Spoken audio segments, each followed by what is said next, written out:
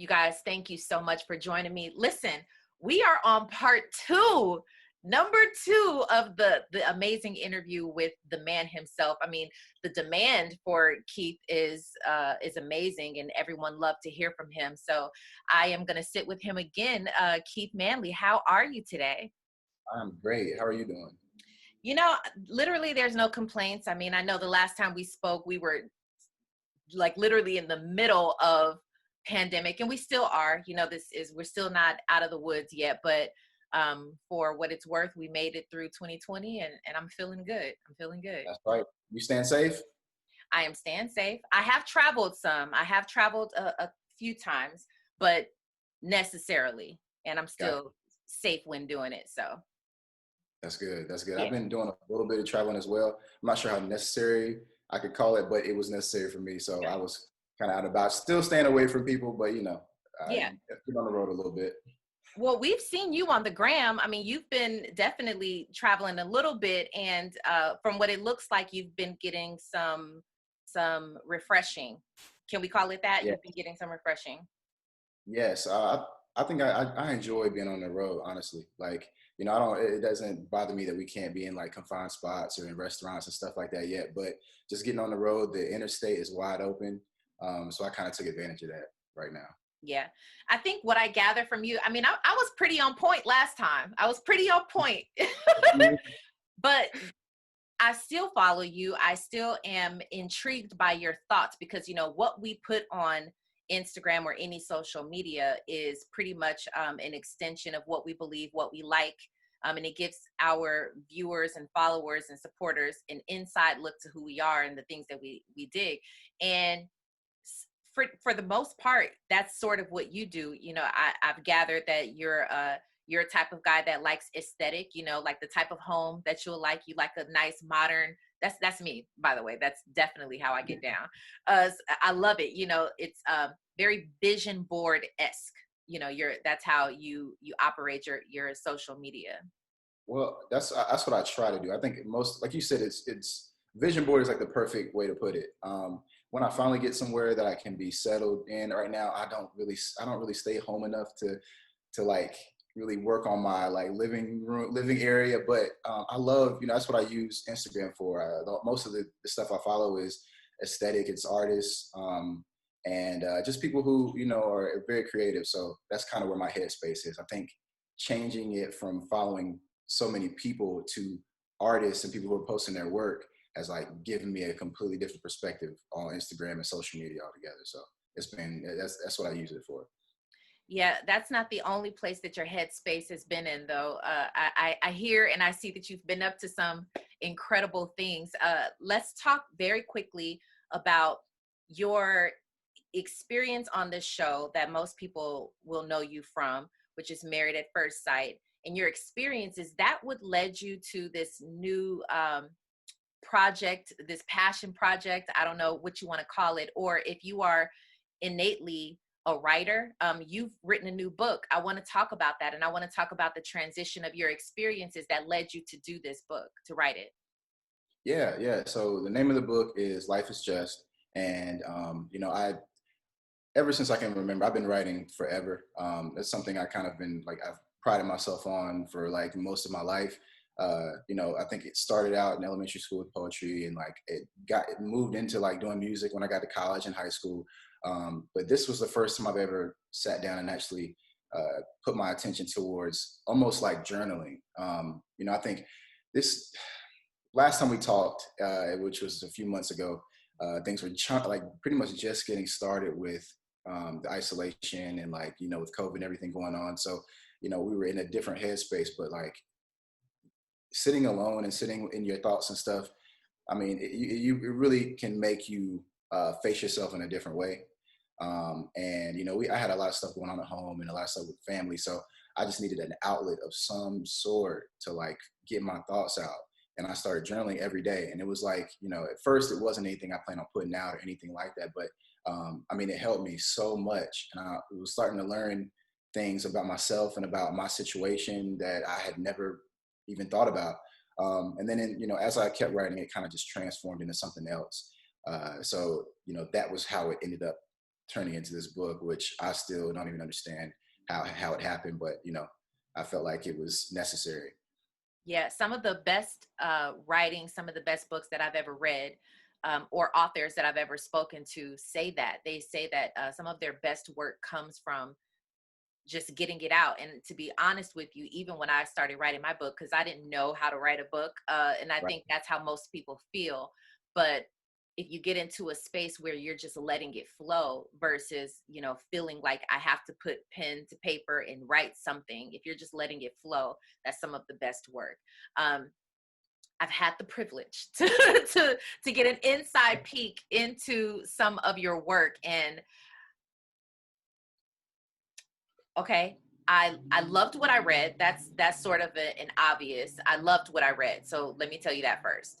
Thank you. Secondly, I was so intrigued by your thought process in writing this, because I think what your viewers, or excuse me, your people who purchase this book and who read this book, I think what they'll gather just from what I read, and you break it down to me, because I would like for you to touch on overall too, life is just, what that means. But overall, I read ETA, and first of all, I was just like, how old are you, Keith? I mean, you ain't got to tell me your age, but man, like, if you're not an old soul, and I know you've heard that before, I'm sure you've had to have heard that many times before, but you're such an old soul, and you seem to, it's controversial. I'm sure you're going to be met with a lot of different opinionated people, but that's not new to you, right? But what I gather is I've picked up that you're on to something that maybe people who are, you know, grandparents, you know, have already gathered. So talk to me a little bit about specifically the book overall, and then I want to talk about ETA a little bit. Well, sure. So, you know, life is just, the title is pretty much, is very similar to, you know, I get a lot of questions about my Instagram handle and my like social media handle, which is Keith is just, right.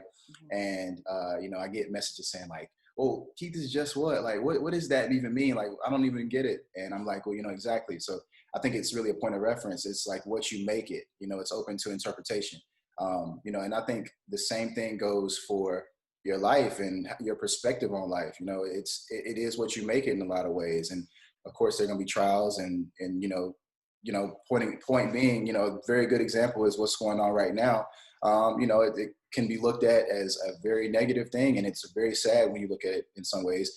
But on the other end of it, we've gotten a chance to once again look inside ourselves a little bit more. We've had an opportunity to have time to kind of go inside ourselves a little bit more. So, you know, that is a good thing for some people. Some people need that right now. And so I think the title kind of is just an overall message of, you know, life is what you make it. It's open to interpretation. It's whatever you want it to be.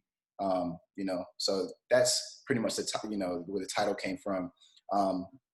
Thinking about ETA and the message behind ETA, I think we really get a lot of times, and myself included, we really get caught up in feeling betrayal when, you know, people come in and out of our lives, and for, you know, it's, you know, for good reason, because, you know, you get attached to people. People help you in some ways, and, you know, and it almost feels like they're owed, you're owed their time and they're owed your time. But, you know, at the end of the day, we're all on our own different paths, and there are no paths that are going in the same direction besides, you know, the end. So, you know, you could spend years with somebody, months, days, whatever, and, you know, eventually there's going to come a time, most likely, that, you know, your paths are going to kind of go different ways in different directions, and that's not necessarily a negative thing. It's like, that's what we're here for, is to help each other learn in some ways, and then kind of go on about what's next for us. Interesting, Keith. I mean, you know, I know, like, you know, I do feel like it it could go against, you know, marriage and having a life partner and things like that. And that's not what I'm saying at all. I think that, you know, that is beautiful when you do find that. At the same time, I think, you know, there have been marriages that have lasted for 25, 30 years, sometimes relationships, friendships that have lasted for that long. And then eventually there's a falling out, or, something, it just forces different directions. And I don't, it may be sad, it may be, kind of depressing at some point, but on another perspective of it, it's what What happens it is. sometimes, Yeah, Yeah. it is. Uh, to be honest with you, I agree with you. I agree with you. Because we will give we'll give leeway to friendship. Say, for instance, you can have a friend for years, and then if you fall out, then people accept it. Like, oh, well, that's just a friend, and too bad, so sad, but they accept it. But when it comes to marriage specifically, people are more so not inclined to accept it.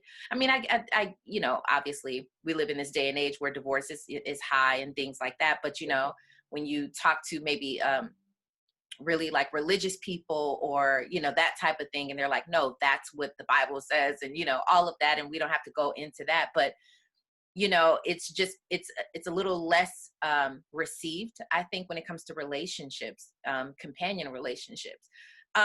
There was a question that was posed on social media recently that said someone believed that marriage licenses should have an expiration date, just like anything else. I mean, so that basically you could renew the contract, or you can, live out the contract. And you seem like that's a great idea. Talk to me about your feelings about that. No, I'd never heard that before. I don't disagree with it. I got to think about it a little bit more, because I know it can come off as failure when a marriage doesn't work out or a relationship doesn't work out. But, I think that's life. I think you learn from those situations. We're here to help each other learn. We're here to give each other different, help each other in different areas. And then, sometimes you outgrow people, I think that's a big part of it. You grow in different directions sometimes. I don't know about this renewal of marriage license. I think it sounds like it's progressive. You know what I'm saying? It sounds like innovative, but that's heavy right there. It is. What's the expiration date? Is it a yearly thing? Is it like a car renewal, or I don't know. I think that's what I heard. I can't. I failed to find it, because I wanted to get your opinion on it. If I do find it, maybe I'll just send it to you on the side. Yeah. But I don't remember exactly what it said, but I do know that it was in context of like a car that we buy, or some sort of contract that you enter into that you just want to revisit if it's not working out. So I just thought, like you, I was like, that's really progressive. And I wouldn't be surprised if at some point down the line, someone introduces that, because I know a lot of people would agree. Yeah, so I think that would do that'd make marriage a lot different. If people could opt out in certain areas and during certain times, that's interesting. It would make it would just, I think, change the entire dynamic of what relationships even are, as well as marriage. So I'm not worried about that right now. I just wanted to get your opinion on it, Keith. This particular book in and of itself, is it about relationships, or is it about just life overall? And then you have some topics regarding relationships. I think it is. Like, I never really thought about it until you asked the question, but I think the overall is about relationships. Number one, it's about your relationship with, because, for me, it talks about my relationships with my family. It talks about certain relationships I've had, different experiences. Number one, i.e. my relationship with my wife. It talks about, relationships that I had before that, kind of led me into, being married at first sight. So I think it is about relationships. And then overall, it's about your relationship with yourself. And I think that is the most important message from it is, I'm really trying to figure out, this time has really helped me to figure out who I am, and it's kind of helped me to get a better relationship with myself. So. Okay. And what do you want people to take away? What is the overall message that you want them to walk away with from after reading your book? I think the overall message would be that it starts inside. It starts inside. Okay. Starts inside. I mean, when is your master class? Let's come sit at your feet, Keith. I'm still trying to figure it out. I really don't know. I don't know anything. I'm just, I'm really talking to myself right now. Okay. All right. So you're still figuring it out, because some people, they'll write and become known as an expert in, or, at least a thought leader in a particular category in which they've written about. So you don't necessarily consider yourself an expert. You're just talking about your feelings. I am not an expert on anything. So I'm still trying to figure it out. This is not law or at all. This is just something that I've been working on within myself. And I'm actually deciding to share it this time, as opposed to keeping it locked away, which I normally do. You start this chapter. Take a moment to reflect on the people who helped make you who you are today. Some of them may no longer be in your life, and some may no longer be on this earth. Regardless, take a moment to thank them with a moment of silence and gratitude. That's a beautiful quote. It's a beautiful quote, and I agree with you. Let's talk about some of the experiences that have brought you to where you are. We only know about one public relationship, but I'm sure that you've had many, or a few. I'm not quite sure. But the one that we do know about, the one that, the public has been privy to, what in that helped you to, is there anything in that relationship that helped you to evolve to this place, or add to this space of where you are? Like, listen, have you ever felt, Keith, like, opposite of what you're saying in this book? Because what you're saying in the book right now, specifically what we're talking about, is, sometimes people come and then they go, and it sounds so good. It sounds so soothing, and it sounds like a relief. It sounds like you know what you're talking about. But have you ever felt like, nah, this is not okay? I'm heartbroken. I just don't feel good right now, and this is the end. How will I go on without you? Have you ever been at that space? And then that's number one. And then how have you evolved into the space that you are now? That's, it's just a journey. We're all on our own separate paths. It's a great question. I can't say that there is one specific example I can think of that I felt like I could not go on. And I think that, it's just maybe my ignorance to a certain perspective. But I feel like even when I have decided to, I think that even when I have decided that, maybe we've outgrown each other, or maybe we're heading in different directions, even with friends, I have a lot of friends that I had a lot of friends at one point that, in some ways we've kind of just grown apart. And it was very hard. It was very difficult. But at the same time, that's hard for me. That's really hard for me because, I'm blessed to have my family, and blessed to have my parents and my brother, who I've always been able to depend on regardless of anything.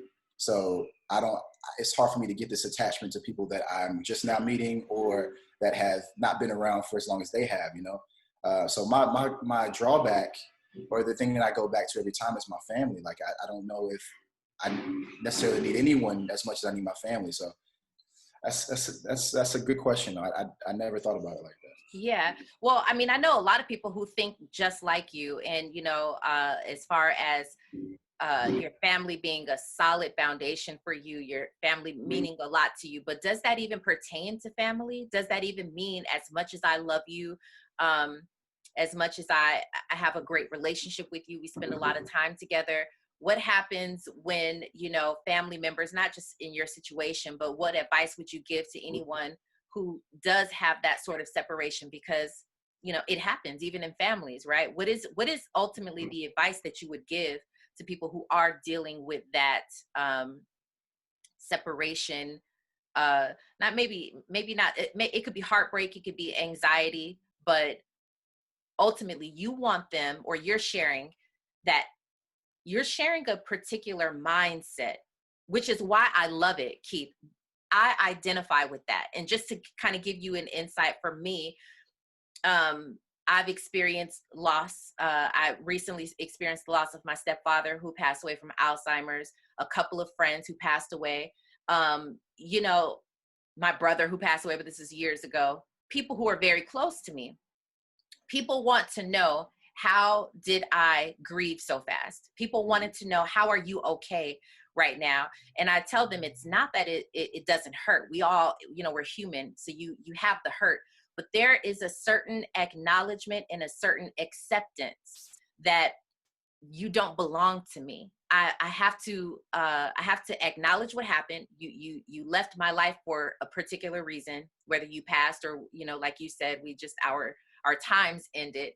But I have to go through that motion. I have to go through it and then arrive back at the space of being okay. So that's me and my take on it, and what I walked away with after reading your chapter. So is this in line with, what you think, and what would be your take on it? 100%. I think that is my exact sentiment on it is, I think whether it is somebody stepping away or kind of growing apart and, without death being a part of it, in a lot of ways, it can be very relatable or very similar. I think when somebody passes away, I really had a hard time when my grandmother passed last year. And I know it was something that was shown on the show, but at the time I couldn't even really grieve the way and it may have been a good thing that I was distracted by, the fact that I was in a new marriage. I was, having a new relationship with my wife and trying to figure out that. And at the same time, my family, I had them there to kind of support me while I was going through it. And we really kind of try to deal with it together. But yeah, my grandmother she wasn't well, and it was the time for her. And, just like with anyone else, that was her path. And I think I'm blessed because I still feel her energy. I still feel like she's around, and I think I'm just really grateful for the time that I was able to spend with her while she was here. And I think that is the biggest thing, is gratitude for the time spent already. Things end, people go, and but what you got from them and what they got from you and the time y'all spent together, that's what should be celebrated. So I completely agree with you. Absolutely. That was well said. So Keith, obviously I love talking to you. I could talk to you all day because I feel like we are very, very like-minded. I feel like you're an honest, good soul. I will tell you this, you lit my YouTube up. People had all kinds of things to say about you when you were on my YouTube channel, which is always a great thing. I think that you're well received amongst your friends and followers. Before I let you go, there's one other question that I have for you, which is, you've experienced marriage. You've experienced marriage in front of everybody. Maybe not everything, but definitely in front of everybody. How will you be in your next marriage, knowing what you know now, and and knowing what you've written about and the acceptance? Are you going to still give it your all in your marriage? Because, and I ask that, it may sound really crazy, but I ask that question because in the back of your mind, you might think someday this may end, someday we may go our separate ways. So you hold on to that, maybe not giving your all because you're holding on to, not going to give it 100% just because you never know what could happen. Or are you the type that's saying, still, I'm going to give everything that I have to this woman? Because I know that that's in your future, Keith. So tell me, how will you be in your next marriage? Well, for one, it'll probably be very opposite of how my first marriage went, which was very public. So it will probably be a lot more secluded or private. But yeah, I think for me, I try to take things a day at a time. And, if and hopefully when I find someone that I, want to spend the rest of my life with, it'll be a day-to-day thing. And you just I'm going to try to give my best every day. And, hopefully those days add up. I can't really, I think that's the way I've always lived. So I'm hoping that that's a good formula for my next relationship. I'm sure it will be. So tell us about the book. How can we support it? Where can we find it? When is it, all the details. So it is actually being released today. You'll be able to find it on Amazon. You can go to my page, on my Instagram or Twitter page, Keith is Just, on both handles, and it'll likely be in my bio. So Amazon is the place for it. So yeah.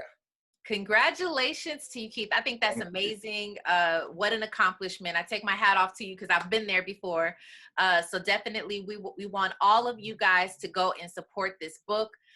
Not only because it's coming from Keith Manley, but also because it's good. From what I've read, it's really good. It's insightful. I think you guys will get a lot from it. And definitely we want to support our boys. So Keith, thank you so much for taking your time to spend with me. And hopefully we have another one in the near future. I appreciate talking to you.